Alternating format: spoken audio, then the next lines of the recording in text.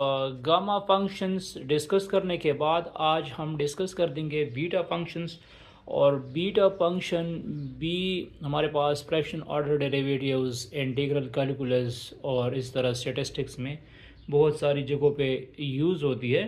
तो beta functions को हम डिनोट कर देंगे B of M comma N is equal to integral 0 to 1 x power m minus 1 1 minus x power n minus 1 dx। इसको कहते हैं क्या? Beta function. बीटा फंक्शन को हम इस तरह डिफाइन कर देंगे B of M comma N.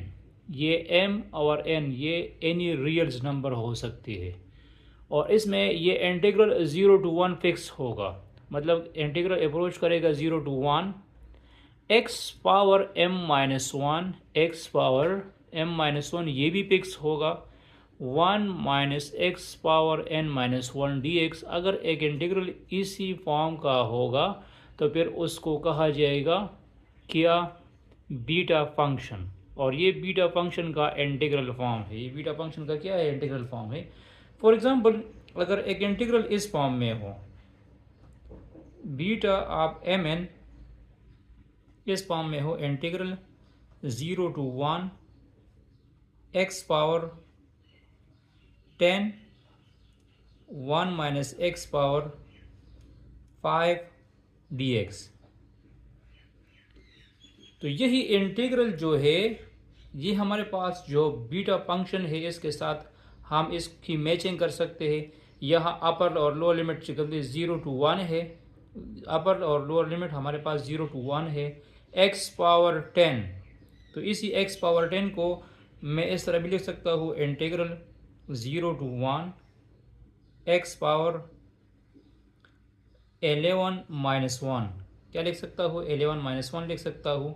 और साथ में मैं लिख सकता हूँ 1 minus x power 6 minus 1 dx, क्योंकि 11 माइनस 1 से वापस 10 आ जाएगा और 1 माइनस एक्स पावर 6 माइनस 1 से 5 आ जाएगा।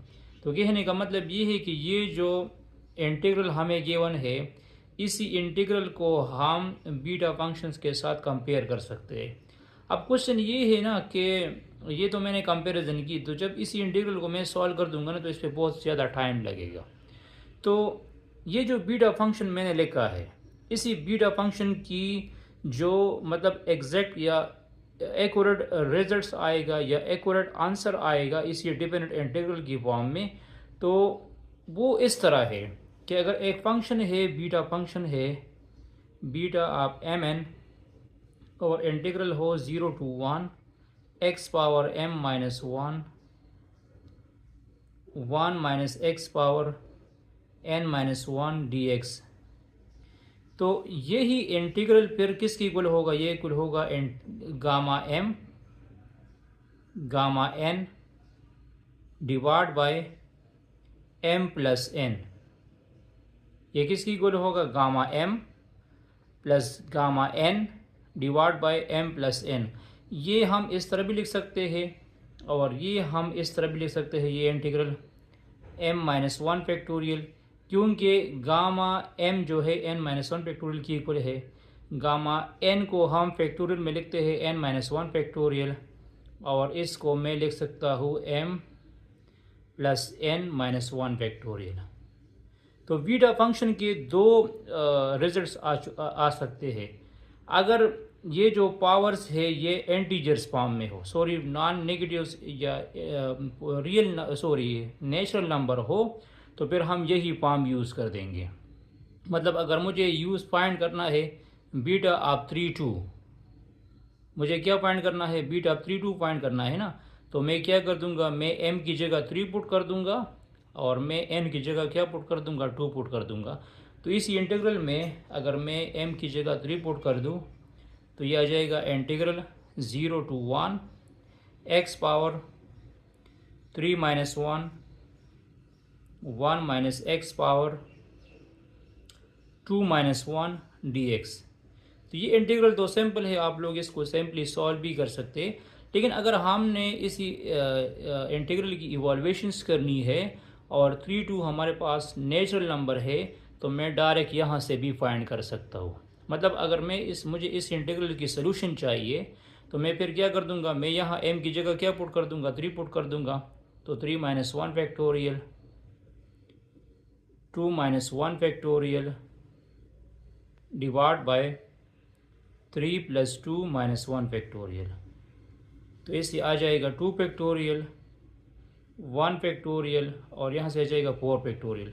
तो 4 फैक्टोरियल इक्वल है 24 की, और 24 को 2 पे डिवाइड कर दो तो इससे 1/12 आ जाएगा। मतलब अगर इस इंटीग्रल को मैं सॉल्व कर दूंगा तो इससे क्या जाएगा, 1/12 आ जाएगा। तो ये एक मतलब काफ़ी आसान कर देता है कि अगर हम किसी इंटीग्रल को सॉल्व कर लेते हैं और वो बीटा फंक्शन के साथ मैच कर रहा है, तो फिर आप लोगों ने ये दो कंडीशन याद रखनी है। ये जब नॉन इंटीजर्स होगी, मतलब इंटीजर्स फॉर्म में जब नहीं होगी या पॉजिटिव इंटीजर्स नहीं होगी। मतलब अगर मुझे चाहिए बीटा 1/2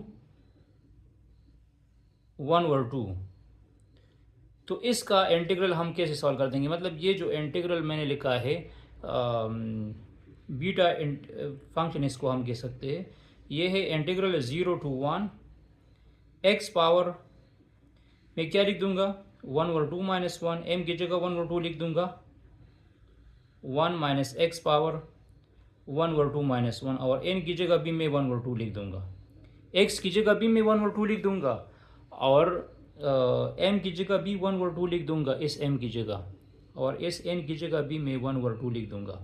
तो मैंने आपको कह दिया कि अगर इस इंटीग्रल को हम कैसे सॉल्व कर देंगे। ठीक है, ये इंटीग्रल तो बहुत मुश्किल है ना इसको सॉल्व करना। तो ये अगर बीटा फंक्शन के साथ मैच कर रहा है, तो बीटा फंक्शन का रिजल्ट क्या है कि मुझे लिखना है gamma m cross gamma n divide by m + n gamma. तो गामा m की जगह लिख दो gamma 1/2 multiplied by gamma 1/2 divide by gamma 1/2 + 1/2। तो इससे क्या जाएगा, इससे आ जाएगा हमारे पास गामा 1/2 जो है ये √5 की इक्वल है, और ये दूसरा गामा 1/2 भी √5 की इक्वल हुआ। इसका जब मैं एलसीएम लूँगा तो 1 आ जाएगा, तो इससे गामा 1 आ जाएगा। तो गामा 1 0 फैक्टोरियल की इक्वल है और 0 फैक्टोरियल 1 है, तो इससे आ जाएगा 5, इससे क्या आ जाएगा, 5 आ जाएगा। तो मतलब इस इंटीग्रल को सॉल्व करना बहुत मुश्किल है कि इस इंटीग्रल को आप लोग कैसे सॉल्व कर दोगे। तो इसके लिए आप लोगों ने इसकी कंपैरिजन करनी है बीटा फंक्शन के साथ, और बीटा फंक्शंस की ये दो रिजल्ट्स याद रखनी है, ये वाली और ये वाली। ठीक है, अगर मुझे फाइंड करना है बीटा ऑफ 1/2 एंड 3/2, तो कहने का मतलब ये है कि आप लोग यहाँ m की जगह 1/2 लिखो, m की जगह क्या लिखो, 1/2 लिखो, बीटा की जगह 3/2 लिखो, और यहाँ पे 1/2 प्लस 3/2 गामा। तो 1/2 गामा इक्वल है 1/5 का, और इसको मैं लिख सकता हूँ इस तरह 1/2 + 1 गामा फॉर्म में मैं लिख सकता हूँ, क्योंकि इससे वापस 3/2 आ जाएगा, और इसका जब एलसीएम लेंगे तो इससे गामा 2 आ जाएगा। तो यही इसी टर्म्स को फिर हम लिख सकते हैं √ gamma 1/2 gamma 1/2 divide by gamma 2। तो 1/2 गामा √5 की इक्वल है, तो √5